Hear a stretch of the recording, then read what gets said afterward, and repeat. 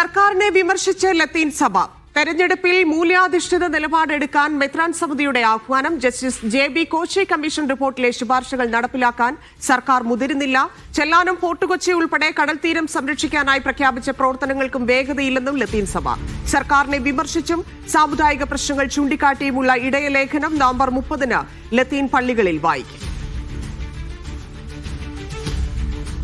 സർക്കാരിനെ വിമർശിക്കുകയാണ് ലത്തീൻ സഭ. വളരെ നിർണായകമായി തെരഞ്ഞെടുപ്പ് അടുത്തു നിൽക്കുന്ന സാഹചര്യത്തിൽ ലത്തീൻ സഭയുടെ നിലപാട് ഇല്ലെങ്കിൽ ഈ അഭിപ്രായങ്ങൾ വലിയ തോതിൽ ചർച്ച ചെയ്യപ്പെടും. മാത്രവുമല്ല, ഇത് പള്ളികളിൽ വരും ദിവസങ്ങളിൽ ഇടയലേഖനം ഇതുമായി ബന്ധപ്പെട്ട് പ്രശ്നങ്ങൾ ചൂണ്ടിക്കാട്ടിക്കൊണ്ട് വായിക്കും എന്ന് പറയുന്നുണ്ട്. വോട്ട് സ്വാധീനിക്കാൻ സാധ്യതയുള്ള തരത്തിലാണ് ലത്തീൻ സഭയുടെ പ്രതികരണം ഇപ്പോൾ വന്നിരിക്കുന്നത്. പറഞ്ഞ കാര്യങ്ങളൊന്നും ചെയ്തു തന്നില്ല. തെരഞ്ഞെടുപ്പിൽ മൂല്യാധിഷ്ഠിത നിലപാടെടുക്കാനുള്ള ആഹ്വാനമാണ് ഇതുമായി ബന്ധപ്പെട്ട് ലത്തീൻ സഭ നൽകിയിരിക്കുന്നത്. സിജോ വർഗീസ് ചേരുന്നു. സിജോ, LDFനെ സംബന്ധിച്ച് വലിയ തിരിച്ചടി ഉണ്ടാകാൻ സാധ്യതയുള്ള തീരുമാനത്തിലേക്ക് ലത്തീൻ സഭ പോകുന്നു എന്നുള്ളതാണ്. എന്തൊക്കെ കാര്യങ്ങളാണ് അവർ ചൂണ്ടിക്കാട്ടുന്നത്?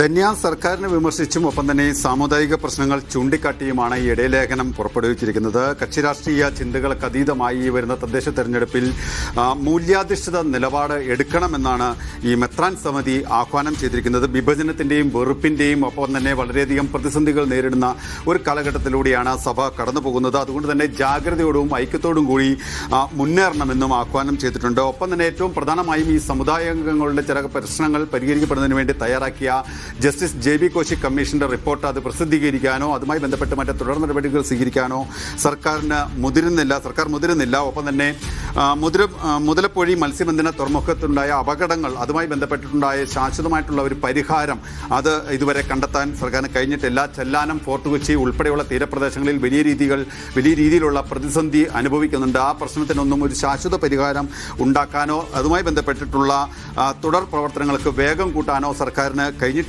എന്നുള്ളൊരു കുറ്റപ്പെടുത്തലും ഇതുമായി ബന്ധപ്പെട്ടിട്ടുണ്ട്. തീരദേശ ഹൈവേയുടെ നിർമ്മാണവുമായി ബന്ധപ്പെട്ടുള്ള ആശങ്കകൾ ഒരു വശത്ത് നിൽക്കുന്നുണ്ട്. മറ്റൊന്ന്, പ്രധാനമായും സമുദായം നേരിടുന്ന ചില പ്രശ്നങ്ങളാണ് ഇതിൽ ചൂണ്ടിക്കാണിച്ചിരിക്കുന്നത്. സാമുദായിക സർട്ടിഫിക്കറ്റ് ലഭിക്കുന്നതുമായി ബന്ധപ്പെട്ടുള്ള ചില പ്രതിസന്ധികൾ നിൽക്കുന്നുണ്ട്. അത് ഇതുവരെ പരിഹരിക്കപ്പെട്ടില്ല എന്ന് പറയുന്നുണ്ട്. ചില ആശ്വാസകരമായിട്ടുള്ള വാർത്തകൾ കൂടി ഇടയലേഖനത്തിൽ പങ്കുവെക്കുന്നുണ്ട്. അതായത് മുനമ്പം വിഷയത്തിൽ ഹൈക്കോടതി വിധിയെയും അതുമായി ബന്ധപ്പെട്ട് സർക്കാർ സ്വീകരിച്ചിരിക്കുന്ന തുടർ പ്രവർത്തനങ്ങളിലും ഒരു പ്രതീക്ഷയോടുകൂടിയാണ് കാണുന്നതെന്നും മെത്രാൻ സമിതി ചൂണ്ടിക്കാണുന്നത്. എന്തായാലും ഇതുമായി ബന്ധപ്പെട്ട ഇടയലേഖനം നവംബർ 30-ന് എല്ലാ ലത്തീൻ കത്തോലിക്ക ഇടവകകളിലും വായിക്കും. ഒപ്പം തന്നെ അതിൽ ചില കാര്യങ്ങൾ പ്രധാനമായും ചൂണ്ടിക്കാണിക്കുന്നു കൂടിയുണ്ട്. ദളിത് ക്രൈസ്തവരുടെ പട്ടികജാതി പദവി അനിശ്ചിതമായി നീണ്ടുപോവുകയാണ്. മലയോര മേഖലകളിലെ വന്യജീവി ശല്യത്തിന് ശാശ്വതമായിട്ടുള്ള പരിഹാരം ഉണ്ടാക്കാൻ സാധിച്ചിട്ടില്ല. പരിവർത്തിത ക്രൈസ്തവ വികസന കോർപ്പറേഷന്റെ ബജറ്റ് വിഹിതം അത് വർദ്ധിപ്പിക്കാനുള്ള നടപടികൾ സ്വീകരിക്കണം. ലോകസഭയിലും നിയമസഭയിലും ആംഗ്ലോ ഇന്ത്യൻ വിഭാഗത്തിന് അർഹമായ പരിഗണന ലഭിക്കുന്നില്ല എന്നുള്ള ഒരു വാദം കൂടി ഈ ഇടയലേഖനത്തിൽ പറയുന്നുണ്ട്. അതിന് ഡിസംബർ 7-ന് ലത്തീൻ കത്തോലിക്ക ദിനമായി ആചരിക്കുന്നതിന്റെ ഭാഗമായി പ്രസിദ്ധീകരിച്ച